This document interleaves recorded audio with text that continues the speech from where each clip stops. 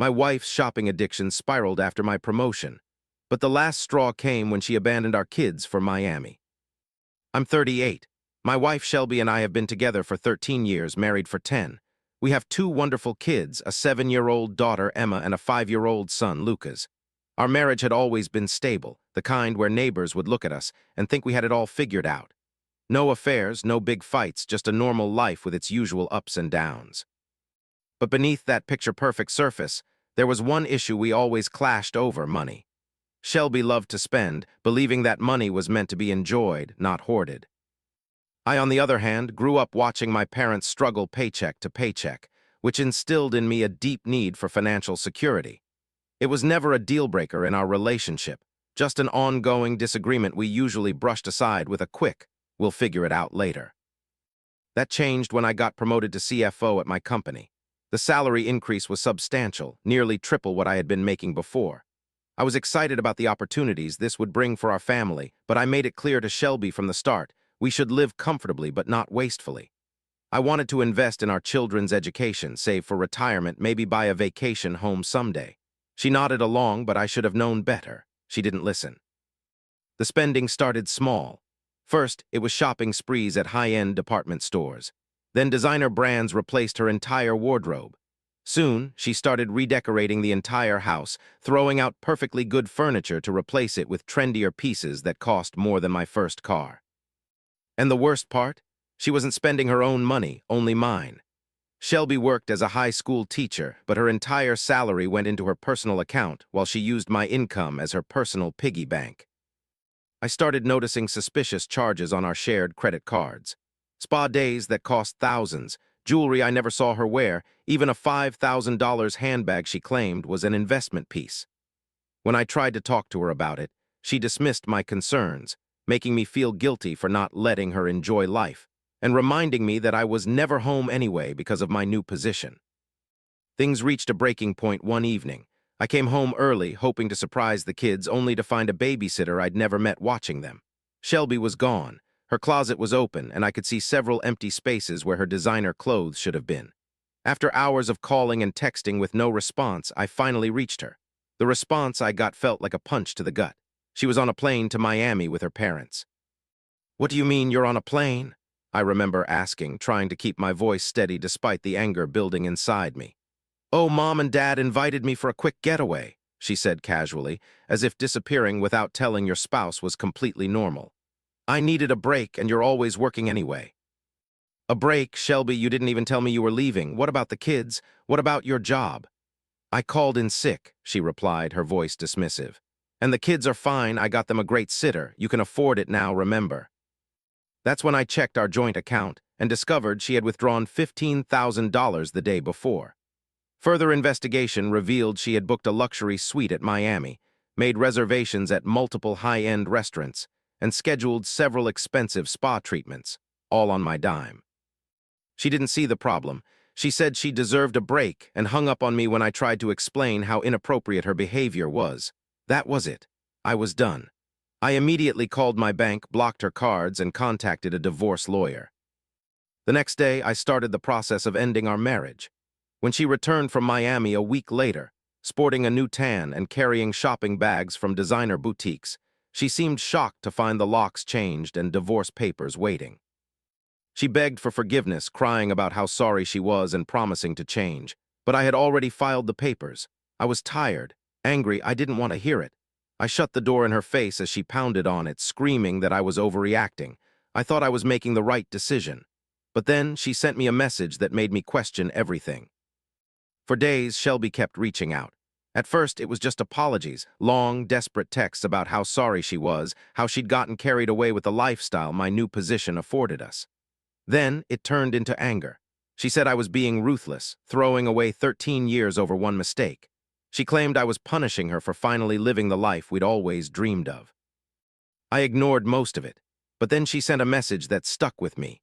She said I wasn't just hurting her, I was hurting our kids, that I was too focused on my anger to see how this would affect my children, that most people would at least try to work things out before filing for divorce, that maybe I had been so wrapped up in my new job, I hadn't noticed how lonely she'd become. I didn't reply, but I couldn't stop thinking about it. Had I been too quick to end things? Shelby had been reckless, selfish even. The Miami trip was inexcusable and her spending habits were out of control. But was I making an equally selfish decision? I knew she had flaws, but I also knew she loved our kids.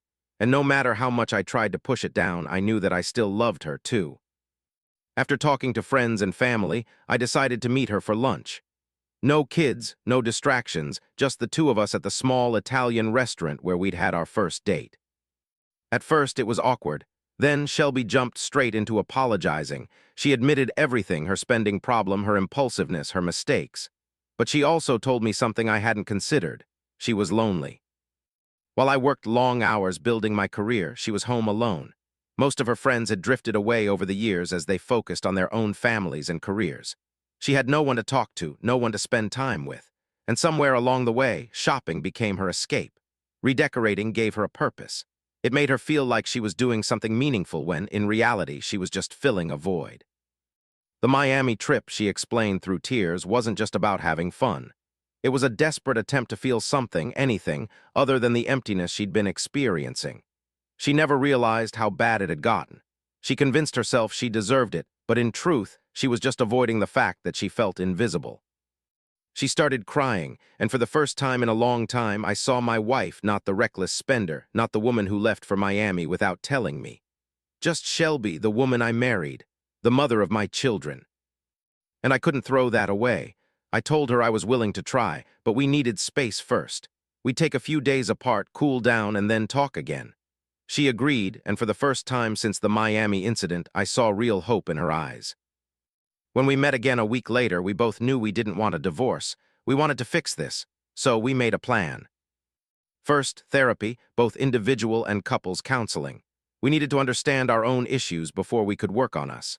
Shelby needed to address her spending addiction and the underlying loneliness that drove it. I needed to examine my workaholic tendencies and how they affected our family. Second, balance. I had been spending too much time at work, regularly missing family dinners and bedtime stories. She had been spending too much money, trying to fill the void my absence created. We agreed to change. I would prioritize family time, delegate more at work, and make it home for dinner at least 4 nights a week. She would cut back on spending, find hobbies that weren't just shopping, and work with a financial advisor to better understand money management. It wasn't a perfect solution, but it was a start. And for the first time in a long time, it felt like we were on the same team again. The next few months were tough. Change didn't happen overnight. At first, Shelby struggled. She still had the urge to spend, and sometimes she slipped up. But she was trying. She started therapy, joined a book club, took up painting, and even reconnected with old friends. She didn't rely on shopping to fill the emptiness anymore. Instead, she found joy in simpler things, teaching Emma to bake, coaching Lucas's t-ball team, hosting dinner parties for our friends. I struggled too. Cutting back on work wasn't easy. My job had always been my priority, and slowing down felt unnatural. But I did it. I made more time for my family, left the office earlier, and took weekends off whenever I could. I started coaching Lucas's soccer team and never missed another one of Emma's dance recitals. Marriage counseling forced us to have hard conversations. I had resented her for spending too much, but she had resented me for always being absent. We had both been hurting, but instead of fixing it together, we had drifted further apart. Our counselor helped us develop better communication skills and understand each other's love languages. Slowly, things got better. Fights became conversations. Distance turned into closeness. And our kids, they were happier. They didn't have to deal with the tension, the arguments, the silent treatment. Our home finally felt like a home again. 6 months later, we looked at each other over dinner, a meal we had cooked together while the kids did homework at the kitchen counter, and realized we had never been happier. That's when Shelby brought up an idea, renewing our vows. At first, I wasn't sure. Did we really need a ceremony to prove anything? But the more I thought about it, the more I realized it wasn't about proving anything. It was about celebrating the fact that we made it, that we chose each other again, so we started planning. Unlike our first wedding, where we had to rely on our parents for financial help, this time we could afford to make it special. But more importantly, we planned it together, making responsible decisions about the budget and focusing on what really mattered, our love and our family. The night before the ceremony, Shelby surprised me with a gift, platinum cufflinks. They were expensive, but this time she had saved her own money to buy them. That wasn't what made me emotional, though. It was what she said. She told me she knew most men wouldn't have forgiven her, that many would have walked away after the Miami incident and the reckless spending. But I didn't. I gave her a second chance. I gave our family a second chance, and she wanted me to know how much that meant to her. For the first time in years, I saw my wife not just as my partner, but as someone who had fought just as hard as I did to keep our marriage alive. And for the first time in years, I cried. The day of our vow renewal was perfect. Surrounded by family and friends in our backyard, we stood together, not as the same people we were when we first got married, but as two people who had fought to rebuild what we almost lost.